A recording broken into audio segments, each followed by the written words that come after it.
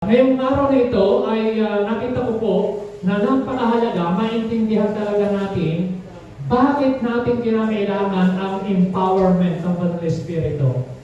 At nakita ko sa Bible, maraming mga biblical example na sila ay nagtagumpay sa pamumuhay Kristiyano because they are filled with the Holy Spirit, full of the Holy Spirit. So hindi dahil sa sariling lakas, galing, husay tayo magtatagumpay, mga kapatid. Kahit ikaw ay talented ka pa, gifted ka pa, super galing natin, hindi po. Ang sabi ng Bible, it's not by our might, not by our power, but by the power of the Holy Spirit. Amen? Yeah. At kung minsan, dumarating po yung time, ewan ko kung naranasan nyo, na napaisip kayo, na bakit ganun, pastor? Kung kailan akong naging Christian, kung kailan ako nagbasa ng Bible, kung kailan ako pumupunta sa church, bakit ang dami kong na-experience trial? Bakit may problema? Bakit ganun ang nangyari sa aking buhay? Nagkasakit pa ako? Bakit may nangyari sa aking pamilya? Bakit nakaranas kami ng difficulties? Mabigat na problema. So, tapos, dumarating yung time, kung ikaw ay dumarating yung time na parang gusto mo nang mag-give up, gusto mong sumuko, parang ayoko na, ganun din naman. Wala namang, parang ayoko na mag-church, ayoko na magbasa ng Bible, ayoko na mag-pray, wala namang sagot sa prayer, wala namang, parang tingin natin ay kumisan ay parang walang nangyayari, pero sasabihin ko sa iyo kapatid, may ginagawa ang Panginoon. Amen? Amen! Sa tingin lang po natin kumisan, dahil tayo po ay natutokso tayo minsan na parang gusto nating mag-give up. At nakita ko dito sa ating pag-aaralan, itong tao na ito, siya po ay super chosen by the Lord. Siya po ay super pastor, sabihin natin na mula sa tiyan pa lang, chosen na siya, pinili ng Panginoon. Pero dumating sa time na nag-pray siya, sabi niya, Lord, patayin mo na ako. Kuhanin mo na yung buhay ko, ayoko na magpastor. Siya po ay great leader. Great anointed man of God. Pero dumating sa time, sabi niya, Lord, ayoko na. Suko na ako. So mga kapatid, marami tayong mababasa sa Bible na mga taong dumating po yung time na sila po ay ibig na nilang sumuko sa buhay. Halimbawa, si Elijah, the great anointed prophet, ito po ang kanyang panalangin. Siya po ay pinahabol ni Queen Elizabeth para patayin. Katatapos lang po niya magpababa ng apoy mula sa langit. Katatapos lang niya ng victory, great victory, pero bigla ko siyang na-depress, na-oppress, at gusto niyang magpakamatay. Patayin siya ng Lord. Tingnan niyo po, sabi ng 1 King 19 verse 4, while he himself went a day's journey into the wilderness, he came to a broom bush, sat down under it, and prayed that he might die. Sabi niya, I have enough, Lord. He said, take my life. I am no better than my ancestor. So, tingnan niyo po, ano ang kanyang prayer? Ano yung context ng kanyang prayer? Lord, gusto ko na mamatay. I have enough. Dumating pa sa buhay mo na, Lord, pakaraming, yung para bang na-experience mong problem yung series. I have enough. Hanggang dito na, parang lagpas na sa iyong ulo yung problema. I have enough. Ayoko na! Suko na ako! Yan din ang prayer ni Elijah. Sabi niya, I have enough! Lord, take my life. I am no better than my ancestor. Wala rin pinagkaiba. So mga kapatid, ibig niya lang sumuko. Itong sino siya? Anointed man of God. Prophet Elijah. Mga kapatid, si Job. Alam natin si Job na pinili ng Panginoon, righteous man, may takot sa Diyos, matulungin, mayaman, meron siyang good beginning ng ministry, ng buhay niya, good ending, but in the middle, maraming nangyari. Are you listening? Amen. Are you with me? Amen. Si Job, mga kapatid, by the way, ang Book of Job, yan po ang pinakamatandang libro sa Bible pag nagbabasa kayo. Mas matanda pa yan sa mga ibang libro, ang Book of Job. Okay, makikita po ninyo, yung kanyang beginning, napakaganda. Yung kanyang ending, lalo na mas maganda kasi tinobi yung blessing. Amen. Tama ba ba? Amen. Gusto nyo may ganong ending? Amen. Double blessing? Amen. Pero, yung in between, yung pagitan, yung kanyang journey, maraming nangyari. At ito po, isa sa kanyang prayer, Job chapter 1, ito pong sinabi niya, after this, verse chapter 3, Job opened his mouth and cursed the day of his birth. Sinumpa niya yung kanyang pagkapanganak. Sabi niya, kumbaga sa terminology natin, sana hindi na lang ako pinanganak. Ganito pala buhay. May problema, may pagsubok. Nawalan ako ng anak, nawalan ako ng kaari-arian, namatay lahat ng aking mga hayupan, lahat ng mga katulong ko, nalimas, nagkasakit pa ako. Ano ba namang buhay ito? So, kinash niya yung kanyang pagkapanganak. Verse 3, may the day of my birth perish, and the night that said, a boy is conceived. So, kinash niya ang kanyang buhay. Makita niyo po si Job? Example, mga kapatid. Isa nating makikita ng example, mga kapatid, ay si King David. Alam niyo natin si King David, pinakamalapit sa puso ng Panginoon. Ang description ng Bible, he is a man after his own heart. Amen? Amen. Amen ba? Amen. So, pero, nakaranas siya ng depression. Dumating ko sa buhay niya, sabi niya rito po sa 1 Samuel chapter 3, verse 4. So David and his men wept aloud until they had no strength left to weep. Si David dumating sa umiyak siya ng umiyak, nanangis siya ng nanangis, hanggang naubos na yung lakas niya, ubos na yung luha, wala na siyang maiyak. Naranasan niyo na ba yun? Na umiyak ka sa problema, umiyak ka sa depression, wala ka nang mainiyak, wala ka nang mailuha, ubos na yung lakas mo, wala ka nang magawa. Bakit? Kasi yung kanyang asawa, yung mga anak, ay kinaptives ng mga kalaban. Na-distress siya. Pero alam nyo, lumapit siya sa Panginoon at pinalakas siya ng Panginoon. Kaya nga, nalikha niya ito Itong awit, chapter 6, verse 5, among the dead, no one proclaim your name who praises you from the grave. I am worn out from my groaning. All night long, I plug my bed with weeping. So buong gabi, sa kanyang pag-iyak, yung kanyang bed, punong-puno ng luha, lumalangoy sa luha. Lumalangoy. So mga kapatid, ganyang katindi yung kanyang depression. Sino sa inyo nakakaranas ngayon ng problema? Nakaka-encounter. Lahat po ba tayo may problema? Amen. Lahat po ba may depression minsan? Amen. Okay, so dumadating po yan. Hindi ho tayo exempted, kahit pastor pa, kahit nga propeta pa. Ito ho, pinili ng Panginoon. Sabi niya, all night long, I plug my bed with weeping. Bumabaha, pero bumabaha ng luha sa kanyang kwarto. My eyes grow weak with sorrow. They pain because of all my woes. Makita niyo po itong si David, pinili ng Panginoon, pero nakaranas din ng depression. So sa Bible, meron tayong pag-uusapan sa Numbers chapter 11 na siya po ay chosen vessel ng Panginoon, pero dumating yung time na siya din ho ay na-depress sa kanyang mga pinagpapastorang tupa. At gusto niya nang sumuko. Gusto niya nang umayaw.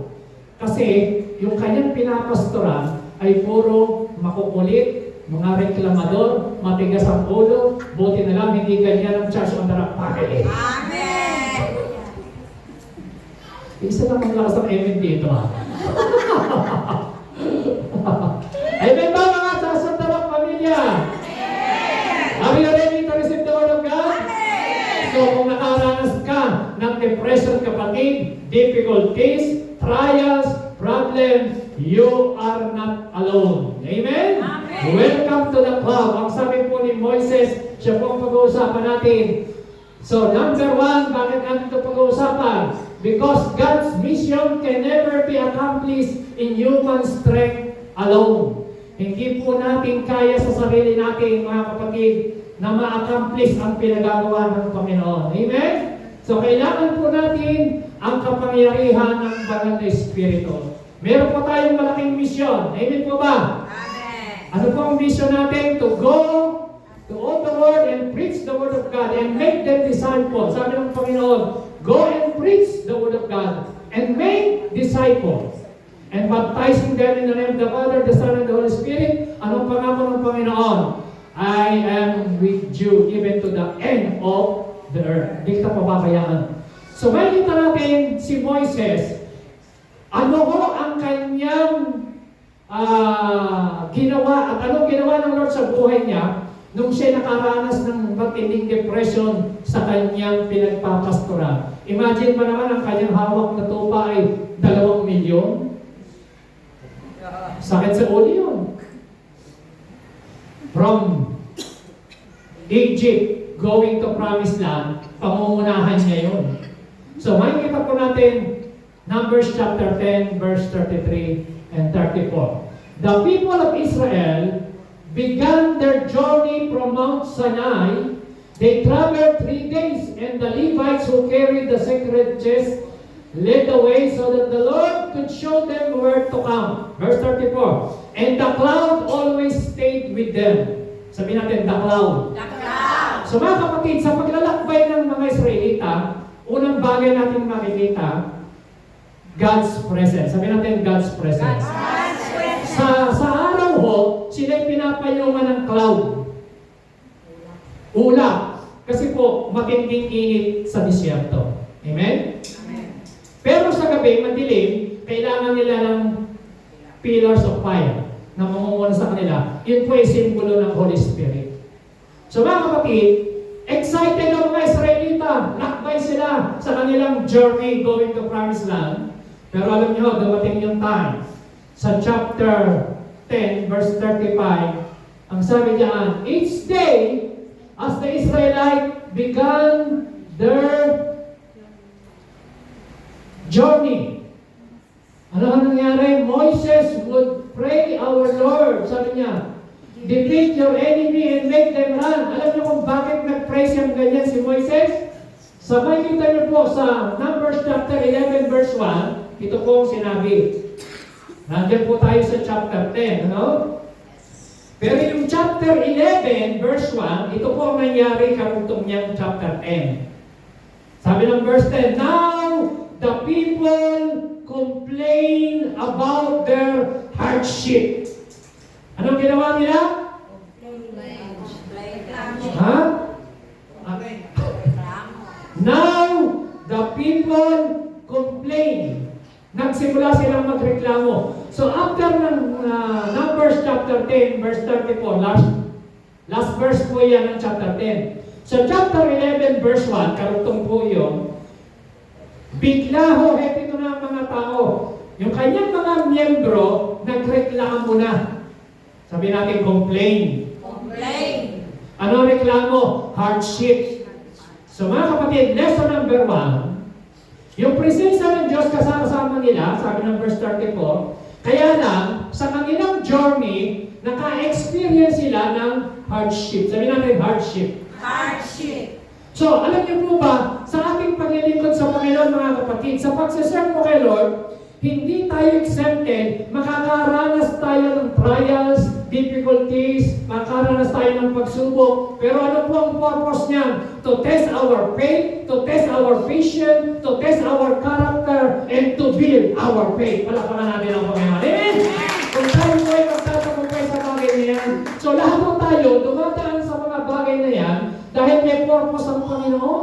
Amen. May purpose yan. So ito pong mga Israelita, umaga-umaga, araw-araw, nandoon na sa pintuan ng tent, may dala-dala sila, hindi pagkain, hindi blessing, ang dala, reklamo. Sabi natin, complain. Complain. So ano nangyari? The fire from the Lord burn among them and consume some of the outskirt of the camp. Alam niyo ho, kapag dahil sa reklamo nila, nagalit ang Panginoon, so nagpadala ang Diyos ng apoy. Alam niyo yung apoy, maraming symbol yan eh. Fire is the symbol of the Holy Spirit. At pwede rin yung judgment. At pwede, kasi ang fire, yung tira niyo po yung mga gold na nakuha sa bundok, dumadaan sa purifying fire. So, pinupuro tayo sa pamagitan ng apoy ng Banal na Espiritu. And God, He is a consuming fire ang Panginoon mismo. Nagalit siya dahil sa kanilang reklamo. So ano po ang dahilan? Wala raw ho silang makain. Ito ang reklamo nila, mga kapatid. We remember the feast we ate in Egypt. Naalala nila yung mga pagkain sa Ehipto. Anong pagkain nila? Kumakain kami ng cucumbers, melons, leeks, onions, and garlic. But now we have lost our appetite. Wala na kaming gana ngayon. Bakit ano nangyari? We never see anything but this manna. Ang nakikita lang nilang pagkain puro manna. Mana sa umaga, mana sa tanghali, mana sa gabi. Napakarami nilang namana. Na pagpapala sa Panginoon. Ngayon, sabi niya, we remember the peace. So mga kapatid, kapag ang tao ay nagsimulang manghina spiritually, bumabalik yung kanilang memory, naalala nilang balikan yung nakaraan. Amen, amen? Amen. So alam niyo ba, na kapag ikaw ay spiritually down, napakadaling mag-give in sa trials, napakadaling mag-give in sa temptation, napakadaling sumuko, napakadaling umayaw kapag ikaw ay mahina, weak spiritually. So kaya kinakailangan ng mananampalataya ng infilling by the Holy Spirit. Amen. Amen? Kasi po, araw-araw, halimbawa, dati puspos ka, tapos nagka-problema ka. So habang parang yung cellphone, iba yung cellphone, pag sinarge mo yan, hindi naman one time walang charge yan eh. Nalow ba? So maraming Kristiyano spiritually low ba? Tingnan mo yung katabi mo, ano yung tsura niyan? Fully charged o low ba? Holy Church. Hallelujah! Palapakalan ng Senyor. Amen? Nag-charge lang niya nung Sunday. Amen ba? Ready ba kayong mag-charge ngayon? Ready ba kayong mag-charge ngayon? Mag-charge ulit tayo. Kailangan fully charge tayo. Amen?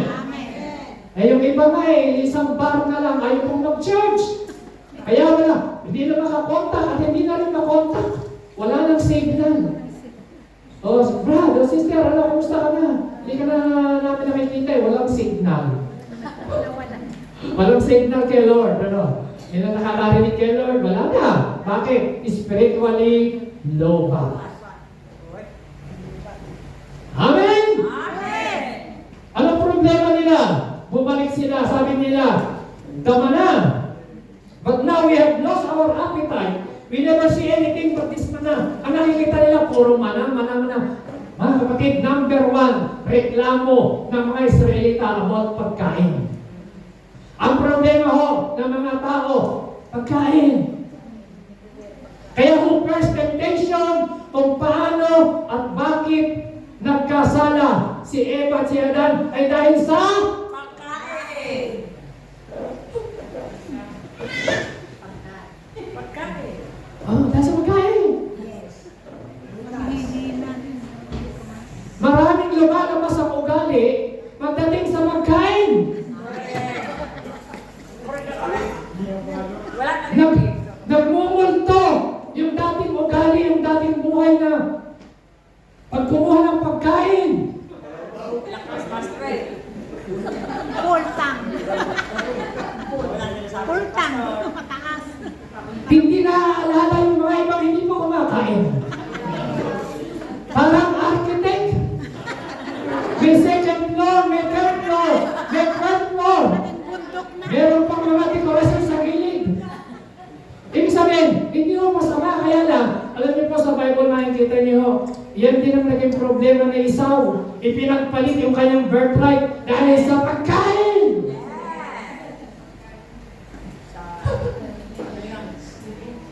So mga kapatid, nakikita niyo, ang problema ng Israelita, kung bakit nareklamo, dahil sa pagkain. Kaya po, napakahalaga na dapat natin maintindihan na kinakailangan talaga tayong mapuspos ng Holy Spirit. Kasi po, pagdating sa pagkain, nabubuhay yung ating flesh, yung ating physical. Kasi yun ang gusto ng flesh kumain, matulog, pleasure. Kaya ho tayo tinuturuan ng fasting and prayer to overcome the flesh. Amen? Kaya ho, yun ang pang-kontra sa laman. So, mga kapatid, napakahalaga. Okay? So, hanggang ito po sila ay lumapit kay Moises. Alam niyo ginawa ni Moises? Sabi niya, verse 35, each day, bawat araw, as the Israelites began their journey, anong ginawa ni Moises? Moses would pray. Anong ginawa ni Moises? Pray. Our Lord, sabi niya, defeat your enemy and make them run.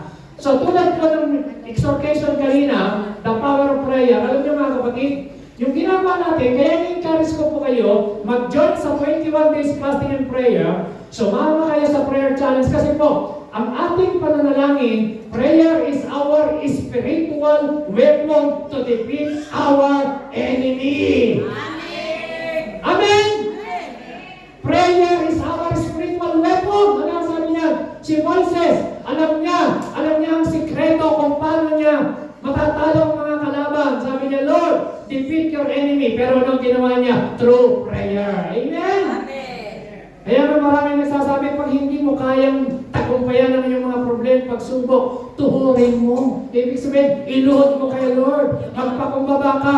Anong sabi ng Panginoon? If my people who are called by my name shall humble themselves and pray and turn from their wicked ways, I will forgive their sins, I will heal their land, and I will heal from heaven. Amen? Ako'y makikinig, I will heal from heaven. 2 Chronicles 7 verse 14. So, verse 36, and when they stopped to set up camp, he would pray. Lagi ito si Moises sa kanilang paglalakbay. Yung mga miyembro niya, 2 milyon, ang iniisip, pipino. Ang iniisip, pagkain. Ang iniisip, watermelon. Ang iniisip, ano sabi diyan, mga pagkain nila? Ang iniisip nila, mga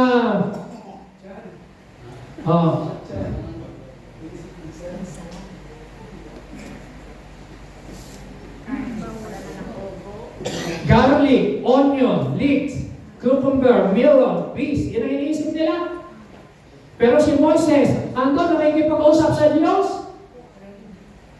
Amen? Amen. Amen ba? Amen. Nagsusumbong kayo ng Lord, yung mga tupa ko. Ang iniisip, puro isda, lubina, dorada. Lord, ang iniisip nila, pagkain. Tagal ng mensahe ni Pastor, tutanda ko. Pero mga kapatid, wala sa church ang tara. Amen? Amen. Pero, tingnan niyo po, si Moises, ano ginagawa? Nasaan siya? Nagpipray. Alam niyo mga kapatid, 6:30 kinakailangan namin gumising para pumunta rito sa church para manalangin. At sino lang ang aming panalangin? Kayo! Amen. Ano yung pinagpipray? Na tayo'y magkaisa, na magpagamit tayo sa Panginoon, na tayo'y magkaisa, na hanapin natin ang mukha ng Diyos, na tayo'y magkaisa, na tayo'y mapuspos ng banal na Espiritu, na tayo'y magkaisa, na makishare tayo sa burden ng pinagagawa ng Panginoon sa atin para makompleto ang mission ng Panginoon. Amen? Amen ka ba? Pinagpipray natin ng bansang Espanya, pinagpipray natin ng Pilipinas, pinagpipray natin ng Israel, pinagpipray natin ang mga nangyayari sa mundo. So mga kapatid, kaya sabi ng Bible, watch and pray so that you may not fall into temptation. The spirit is willing but the flesh is weak. Gusto ng spirit tayo mag-pray, pero gusto ng flesh matulog. Tingnan yung katabi mo kung tulog na. Wala pa naman. Palakpakan natin si Lord. Amen? Amen? Hallelujah. Ano sabi ng Bible? Soon, ano sabi? Kayo pumasa. The people began to complain. Thank you. Amen. Nagreklamo sila. Tama mo ba? Amen. Tama mo ba? Amen. Nagreklamo sila. Anong reklamo nila? Hardship. Ano ginawa ni Paul, ni Moises? Sorry, verse 2. Then the people came to Moses for help. And when he prayed to the Lord. Ang kanyang ginagawa palagi ni Moses sa tuwing may reklamo, ang mga miyembro niya, pray. Pagka may problema, pray. Yan po ang spiritual na solusyon. Kapag may problema, kapatid, number one mong pwedeng gawin, manalangin ka. Palapakan natin ang Panginoon. Amen? Amen? So, difficult circumstances will come. Dumarating yan. Tandaan niyo po, sa ayaw at sa gusto natin, tayong mga Kristiyano, meron tayong mararanasan. Number 2, Moses became discouraged and wanted to quit. Kaya nga, tamang-tama yung pinunta kanina na compare, nakita ko po na will ni Lord, ayaw niya na tayo yung mag-quit. Amen? Si Moses gusto niya nang mag-quit, pero pinalakas siya ng Panginoon. Kasi alam niya kung sinong lalapitan niya si Lord. So, dapat alam natin kung kailan tayo lalapit sa Panginoon. Kasi po, minsan talaga nakaka-discourage. Alam niyo, isang araw, kung may kayo kumakain si Asia, nasa mesa kami, nagkakaroon ng discipleship pala. Tapos tinanong niya ako ni Asia, sabi niya, Papa, meron kami tatanong. Ano yun? Hindi ba dumarating sa pagkakataon na ikaw ay nadi-discourage o ayaw mo na, umayaw ka na, parang ayaw mo na magpasto? Magandang tanong ako. Sabi ko sa kanya, maraming beses. Maraming beses, talagang dumarating si Moises na discourage rin. Si Elijah na discourage. Si David na discourage. Si Paul naranasan ng discouragement, oppression. Pero mga kapatid, dapat alam mo kung sino lalapitan mo. In times of discouragement, lumuhod ka, lumapit ka sa Panginoon. And the Lord encourage yourself. Amen? Sabi ng Bible. And David encouraged himself before the Lord. So ang pwede mong gawin, lumapit ka sa Panginoon at ang Diyos ang magpapalakas sa iyo. Ang Diyos, amen? Amen. Because discouragement, it kills your vision. Pag ikaw ay na-discourage, mawawalan ka ng vision. Mawawalan ka ng gana. It kills your joy. It kills your happiness. Pag na-discourage ka, ayaw mo na, wala ka ng sigla. Pero mga kapatid, alam ni Moises kung sino lalapitan niya, ang Panginoon. Amen? Kaya lagi siyang nananalangin. Tingnan niyo ho.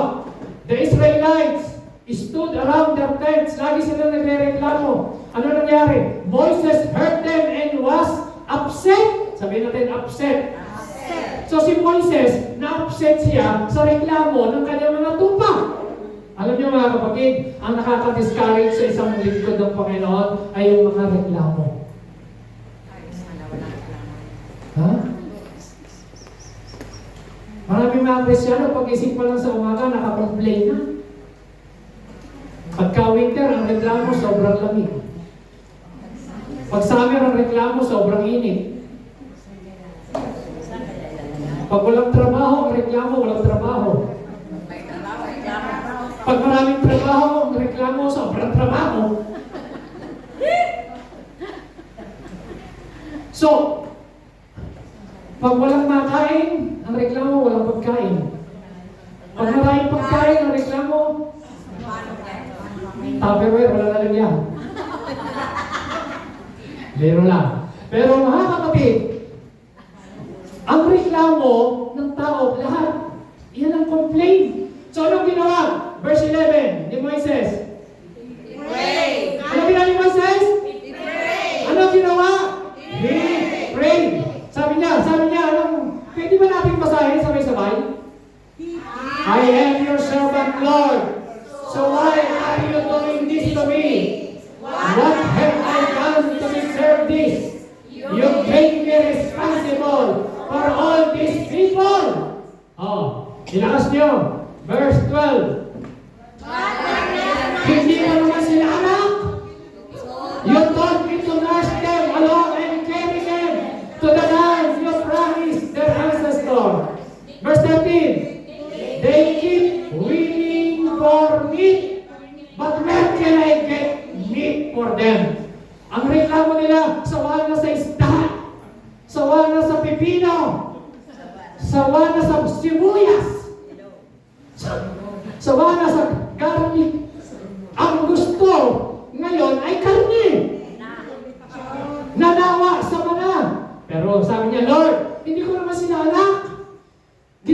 ako, sabi mo sa akin, gagamitin mo ako, pangunahan ko ang mga Israelita from Egypt going to Promised Land. Ginawa ko naman. Pero Lord, ito na ang mga tupa.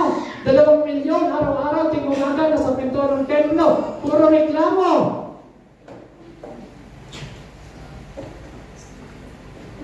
So mga kapatid, ang nagre-reklamo sa Old Testament, especially sa panahon ng mga Israelita, tinutuklaw ng ahas. Oo. Basahin niyo po ang history. Tinutuklaw ang mga nagre-reklamo, natutuklaw ng ahas ang mga nagre-reklamo. Anong ginawa ni Moises? Ilakas niyo, basahin niyo po. This job is too much for me. How am I going to take care of all those? Ito ho, mga kapatid, ito po ang prayer ng pastor at ni Moises at ng mga lingkod ng Lord. Sabi niya, this job is too much. Itong gawain, alam niyo, hindi basta-basta magpastor. Lalo na kung pangungunahan niyo 2 milyon. 2 milyong kaisipan, 2 milyong katuwiran, 2 milyong ugali. Eh yung magpastor ka nga lang sa 50 na yan. 50 ugali.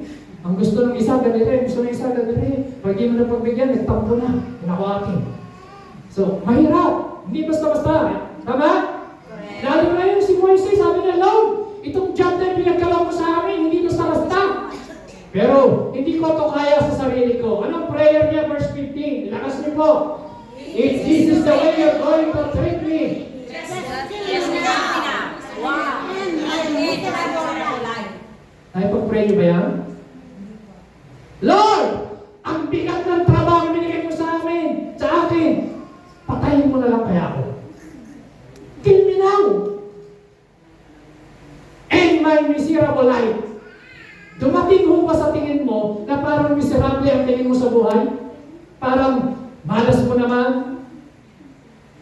Parang walang nangyayari? Nasunugan na? Ninakawan ka? Namatayan na? Binahapon. So mga kapatid, parang miserable. Tapos nagpipray na yan, discourage ka na, Lord, ano gagawin ko? Alam niyo mga kapatid, sinagot ng Diyos ang panalangin ni Moises. Are you ready for this? Amen. So number 1, hindi natin kaya sa sarili natin pagtagumpayan, ma-accomplish ang mission sa pamagitan ng ating sarili.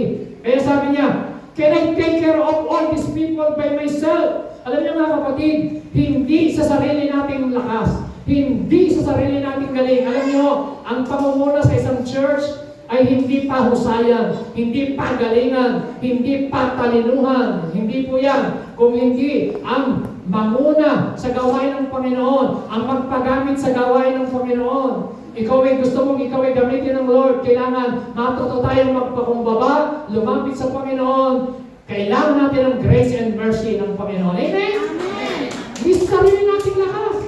Pagkapangalan ng Lord. Amen? Kaya si Moses, ang laki ng kanyang responsibilidad. Alam niyo mga kapatid, malaki ang responsibilidad na nakaatang sa ating mga balikat. At hindi lang sa pastor. So, kinakailangan ang buong kongregasyon ay magkaisa na tuparin natin yung mission, yung vision. Pinagagawa ng Diyos sa atin. Akita niyo po, mag-anniversary tayo, 23 years na tayo mga kapatid. 23. Sabi natin 23. Ibig sabihin, yung 23, kahit sa edad yun na tao, yung 23, hindi ka na ninyo, hindi ka na bata. Amen? Amen ba? So ang church, papasok na po tayo sa 23. Ibig sabihin, kinakailangan na tayong mag-stand firm. Wala na dapat dito yung, ay, nagtampo ako, natisod ako, na-Istanbul ako, nagre-reklamo. Dapat lahat na ng member ng church ay matatag na, matibay na, stable na ang pananampalataya because you are already 23 years old sa iyong pananampalataya. Amen? Eh kung minsan, may mga bago, nauunahan pa yung dati. Mas mabilis silang lumago. So may mga bago tayo rito, mabilis lumago. Bakit? Kasi sila po ay focus, nagpapasa, nakikinig, nagpa-participate. Hindi mo sila, makita niyo po yung kanilang tulong sa church. Ando yung burden. So, yan po ang ginawa ng yung sagot ng Lord. Sabi ng Bible, basahin niyo po yan, 1 Peter 4:7. Last niyo po. At the end of all things is at hand. Therefore, be serious and watchful in your prayer. Mga kapatid, sabi ng Bible, the end of all things, malapit na ang the end. Hindi natin alam kung anong buwan, kung anong araw. Pero ang sabi ng Lord, be serious. Sabi mo sa katabi mo, be serious. Hindi, sabi mo sa katabi mo, sister, be serious.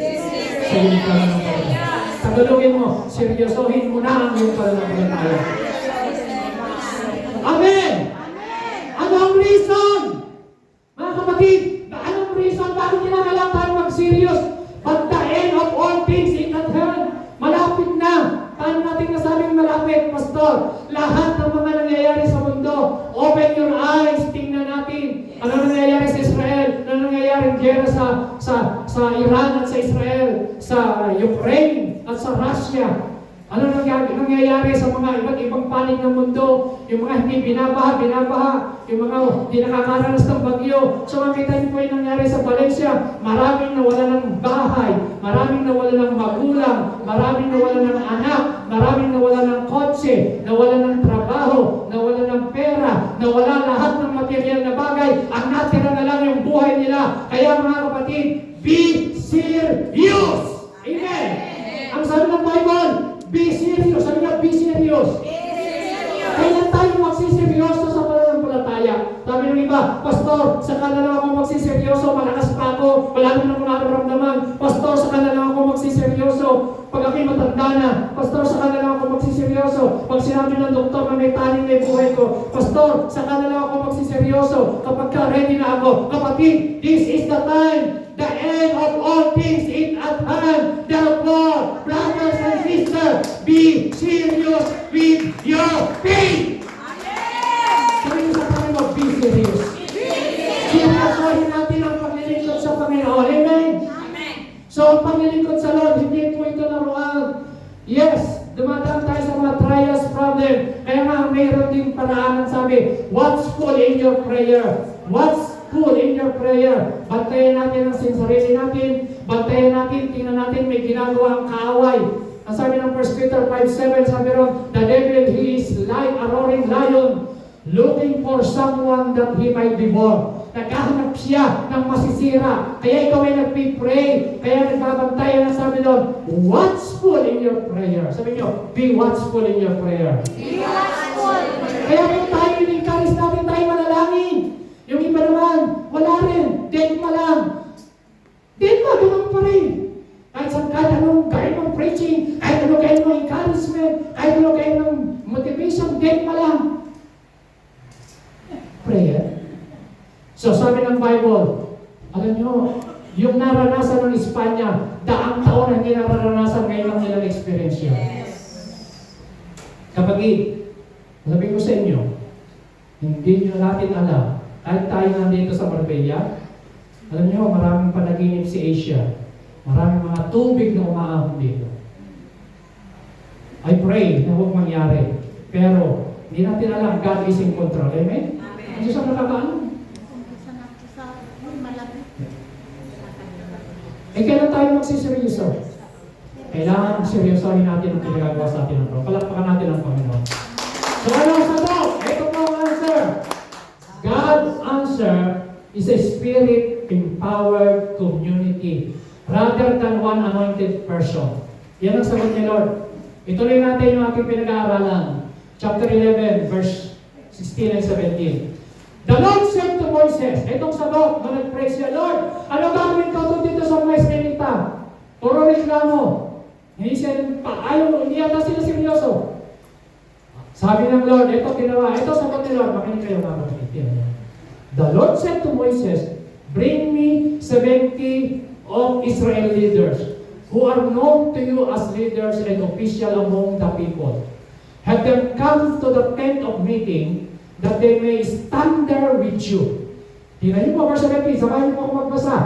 I will come down and speak with you there, and I will take off the spirit that is on you, and put the spirit on them,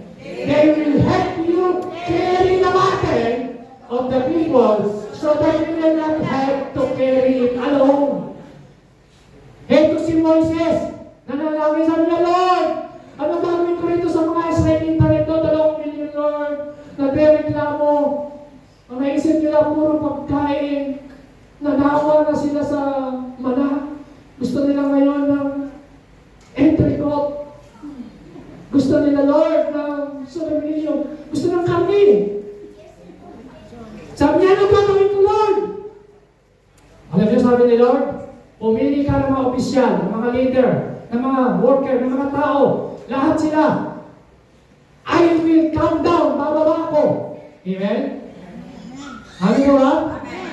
Nakaready na ba kayo? Nagbubaba ang banal na Espiritu sa bawat sa atin? Are you ready? I will come down and speak with you. And I will take, pansinin niyo po ito, itong solusyon ng Lord. I will take of the Spirit that is on you, tapos, and put the Spirit on them. Ano ang pinakikita ron? Pinakikita ng Lord na Moises, ito ang solusyon. Kinakailangan yung mga member mo maturuan, mapuspos ng Holy Spirit, ma-empowered by the Holy Spirit, para hindi sila reklamador. Kailangan sila mag-mature, hindi sila maging karnal, hindi sila maging baby Christian. Kailangan sila ma-filled with the Holy Spirit. Yan ang lesson dyan. At yung mga puspos na yan, yan ang makakatulong mo sa ministry, sa burden. Hindi ka nag-iisa. Kaya sa church, ang mga taong makakatulong mo, yung mga spiritual na tao. Amen. Pero yung mga hindi spiritual, sila yung mareklamo. Sila yung mga karnal. Sila yung mga problema. Pero hindi naman sa church natin, lahat tayo puspos eh. Amen? Hindi makapaniwala. Amen ba? Amen?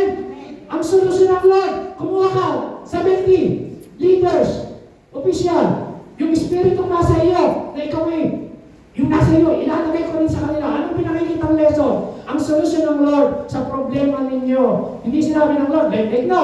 Hindi sinabi ng Lord kay Moises, pagpasensyahan mo na yung mga Israelita, hindi ang solusyon.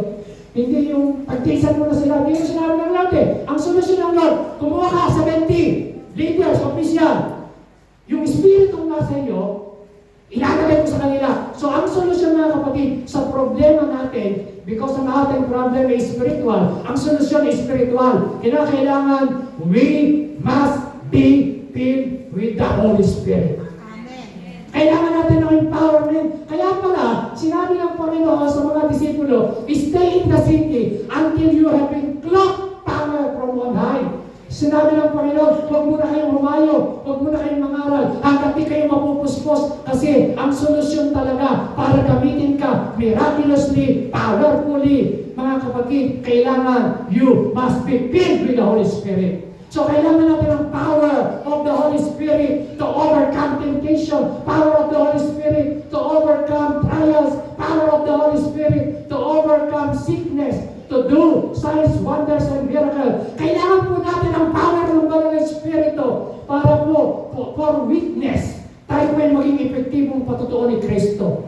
So without the power of the Holy Spirit, we can do nothing, mga kapatid. Amen? Kaya yun ang solusyon ng Panginoon. Sila yung makakatulong mo. So mga kapatid, yan po ang solusyon. Ang sabi ng Bible, it shall come to pass afterward that I will pour out. Ibubuhos ng Diyos sa kanyang Espiritu sa lahat. Hindi lang po sa pastor. Ang sabi diyan, all flesh. Sabi niyo, all flesh. Ibubuhos ng Diyos. Promise mo ito, mga kapatid. Ibubuhos niya ang kanyang Espiritu. Anong nangyayari? Your son and your daughter shall prophesy. Your old men shall dream dreams. Your young men shall see vision. Magkakaroon tayo ng vision, dreams, and revelation. Nakita niyo po. Even on the male and female servant, kasi mga katulong. So kahit tayo mga katulong, pupuspusin ng Banal na Espiritu. Sabi niya, I will pour out my Spirit. Amen? Number 3, the great need of the church today is Spirit-empowered people. Yan po ang kailangan. Tingnan niyo po. Numbers 11:26. Balik tayo sa ating text. Itong si Eldad at saka si Medad, dalawang leaders ni Moises, who had not gone to the tent, hindi nagpunta sa tent, nung ibinuhol nung ina na yung Spirit.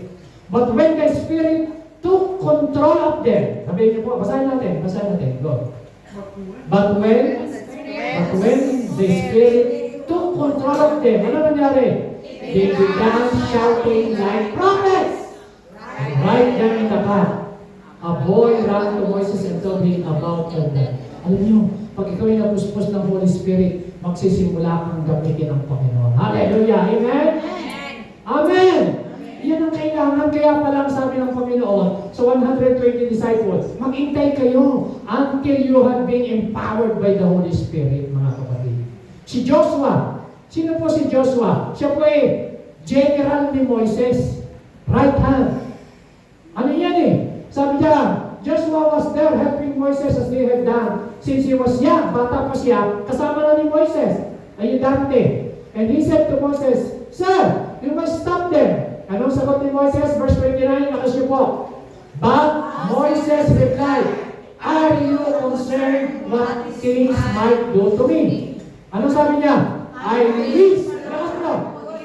wish the Lord would give His Spirit to all His people, so everyone could be a prophet.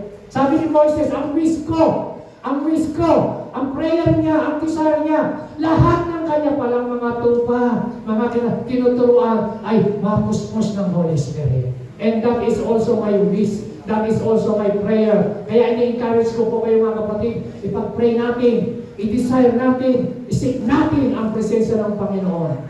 Amen? Then, Moses and the 70 leaders went back to camp.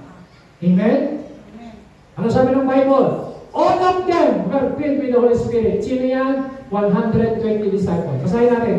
And they were all filled with the Holy Spirit and began to speak in other tongues as the Spirit gave them to utterance. Sino yan? 120 disciples. 7 deacons. Sino yun po? Nagka-problema. Lumalago na ang church. Nagka-problema sila sa kainan naman. Pagkain. Verse 3. Ano ang sinabi? Brothers, chose 7 men from among you who are known to be full of the Holy Spirit and wisdom. Imagine mga kapatid. Makinig kayo. Ang problema nila, pag didistribute ng pagkain. Kasi hello, amen po ba? Amen. Ang problema nila, distribution ng food. Alam mo sabi ng apostol, kami magko-concentrate kami sa prayer and word. Pero pumili kayo ng 7 diakono. Pero ang requirement, puspos ng Holy Spirit. Hindi puspos ng antok. Puspos ng Holy Spirit. Amen, palapakan natin ang Lord. Amen? Ano pipiliin? Pastor, magdidistribute lang ng pagkain. Bakit kailangan pong puspos ng Holy Spirit? Diyan nagsisimula. Amen ba? Amen ba? Kasi, tingnan niyo po, tuwing anniversary, ang daming reklamo, daming problema sa pagkain. Pastor, yung isa binigyan ng pasit, ako walang pasit. Yung isa binigyan ng gano'n, ako walang gano'n. Yung isa puro pagkain. Dabaw, matapos ang anniversary natin, walang lumabas na problema sa pagkain. Amen? Amen. Kaya na kailangan lahat ng mga in-charge sa kusina. Puspos ng spirit of wisdom.